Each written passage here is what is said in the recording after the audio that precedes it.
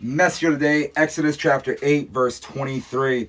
Thus I will put a division between my people and your people. Tomorrow this sign shall happen. So y'all see, by the fourth plague, something changes. The first three plagues hit everyone in Egypt. In Israel, they felt it together. But now God draws a line in the sand. A line that Pharaoh cannot control. A line that Egypt cannot cross.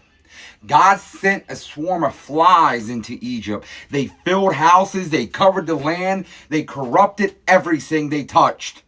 But not Goshen, where Israel lived. The flies stopped right at the border. The plague exposed another false god Egypt trusted.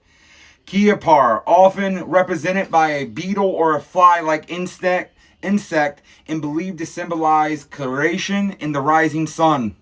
You see, Egypt treated these creatures as scared symbols of life. But God turned them into a weapon. The thing they respected became the thing that tormented them. But the real message of the fourth plague wasn't just judgment, it was separation. Okay, God says in Exodus 8:23, what we just read, I will make a distinction between my people and your people. For the first time, Egypt suffered alone and Israel stood untouched while the chaos filled the rest of the land. And you see, the moment that Pharaoh realized this, something terrifying happened. This wasn't just power, this was control. God controlled where the plague went, who it touched, and who it avoided. The swarm obeyed him like soldiers, and Pharaoh tried to compromise. Right? Go sacrifice to your God, but do it here in Egypt. That's how compromise always works. The enemy will say, worship God, just don't separate. Believe, just don't fully obey him.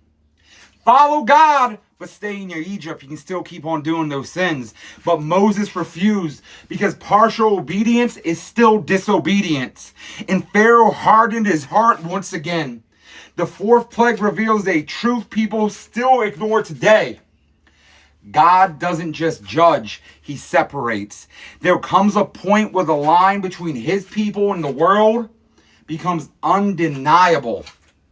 The question isn't whether the swarm is coming. The question is which side of the line you're standing on.